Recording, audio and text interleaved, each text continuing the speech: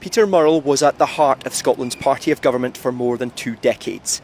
The chief executive of the SNP, his wife Nicola Sturgeon, party leader. Today he walked into court to enter a plea of guilty. When he left, he had been handcuffed and was in the back of a prison van. We now know that over 12 years, Murrell was embezzling more than £400,000 from party donations. You burned the toast! He had already been misusing SNP money for 5 years. Court documents say he was shopping for himself and others. I asked you to do one I was distracted, sorry. Murrell's scheme came crashing down with a police dawn raid 3 years ago. Bags of items were taken away from the SNP HQ in Edinburgh. And, of course, that blue tent, erected at the house Murrell was sharing with Nicola Sturgeon as investigators removed items of interest.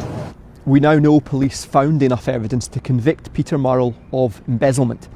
What we still don't know is how he was able to misuse such a vast sum of money for so long without the SNP officials noticing in the accounts and without arousing the suspicion of the SNP leader, who was, of course, his wife, Nicola Sturgeon, sharing this house with him, where an array of new purchases kept arriving.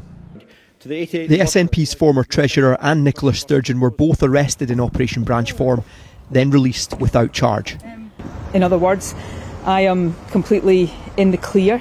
But questions remain about transparency and accountability in Scotland's governing party, not least from a former SNP Justice Secretary. I remember speaking to the Treasurer when this first came to light, and the Treasurer then told me that it was money threaded through the accounts and that there was no problem and nothing to see here.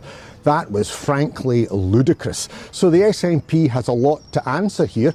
In a statement, Nicola Sturgeon says she had no knowledge or suspicion whatsoever her now estranged husband was using SNP funds for personal purposes. She says she's utterly appalled that he did so and cannot begin to understand why. The SNP is expected to give a statement this afternoon. Peter Murrell, who was once half of the most powerful couple in Scotland, is now held on remand to be sentenced on the 23rd of June.